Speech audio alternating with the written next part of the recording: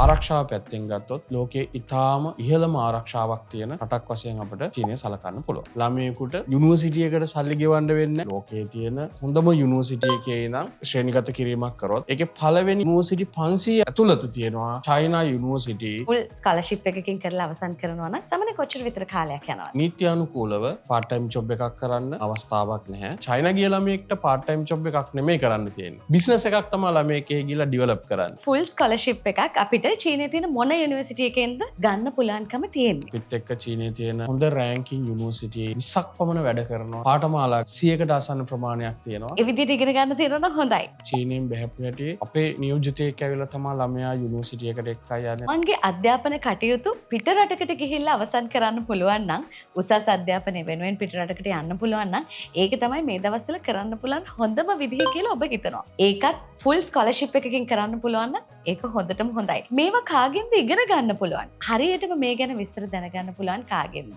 මේ ගැන හරියටම ඔප්පු කරපු පිටරට ගිහිල්ලා අධ්‍යාපනය හදාරන්න පුළුවන් කියන කතාව යථාර්ථයක් බවට පත් කරපු රාජකිරිය වීසා හවුස් ප්‍රයිවට් ලිමිටඩ් වෙතින් අද දවසේ මේ පිළිබඳව ඔබත් එක්ක කතා බහ කරන්න අපි සූදානම්ෙන් ඉන්නවා. චීනය ඔබ රටක් විදිහට උසස් අධ්‍යාපනය වෙනුවෙන් තෝරගත යුත්තේ ඇයි? මේ ගැන කතා කරන්න වීසා හවුස් ආයතනයේ තවත් අධ්‍යක්ෂවරයෙක් වන වසන්ත ජානක මහත්මයා මගෙත් එක්ක ඉන්නවා.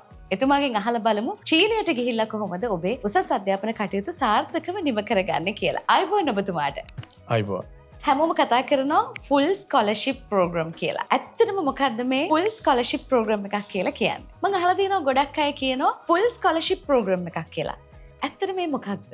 ලංකාවේ දරුවන්ට මේ වෙද්දි අවස්ථාවක් උදා වෙලා තියෙනවා. චීනෙ ගිහිල්ලා තමන්ගේ උසස් අධ්‍යාපනය සම්පූර්ණයෙන්ම එහෙම නැත්නම් 100% සම්පූර්ණයෙන්ම නොමිලේ හදාරන්න අවස්ථාව. මේදී ළමයෙකුට යුනිවර්සිටි එකට සල්ලි ගෙවන්න වෙන්නේ නැහැ. එහෙම නැත්නම් යුනිවර්සිටි පේමන්ට් එකක් නැහැ. හොස්ටල් වලට තමන්ට මුදල් ගෙවන්න වෙන්නේ නැහැ. ඒ කියන්නේ ලිවිං කොස්ට් එකට තමන්ට වියදමක් යන්නේ නැහැ. ඒත් එක්ක තමන් හරියට එහි ගිහිල්ලා අධ්‍යාපනය හදාරනවා නම් තමන්ට බර්සරි එකක්. එහෙම නැත්නම් අපි කියනවා ඒගොල්ලන්ට ජීවත් වෙන්න අවශ්‍ය කෑම බීම ගන්න අවශ්‍ය මුදලකොත් චයිනා යුනිවර්සිටි වලින් එහෙම නැත්නම් ඒ තමන් ඉගෙන ගන්න යුනිවර්සිටි එකකින් ලබා දෙනවා කිව්වොත් ඔයගොල්ලෝ පිළිගන්නවා. ඒක අපි රාජගිරියේ තියෙන වීසා හවුස් එකෙන් අපි ඒක ඔයගොල්ලන්ට කරලා දෙනවා. තමන්ගේ උසස් අධ්‍යාපනයට බැචලර් ඩිග්‍රී එකක් කම්ප්ලීට් කරන්න පුළුවන්, මාස්ටර් එකක් කම්ප්ලීට් කරන්න පුළුවන්, PhD එකකට යනවා නම් තමන්ට පුළුවන් එහෙ ගිහලා නොමිලේ අධ්‍යාපනය හදාරන්න.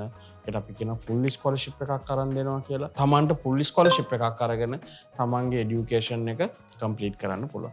අපි උදාහරණයකට ගත්තොත් තමන් බැචලර් ඩිග්‍රී එකකට යනවා නම් තමන්ගේ බැචලර් ඩිග්‍රී එක අවුරුදු 4යි. මේ අවුරුදු 4ක කාල සීමාව සම්පූර්ණයෙන්ම තමන්ට නොමිලේ අධ්‍යාපනය හදාරන්න පුළුවන්.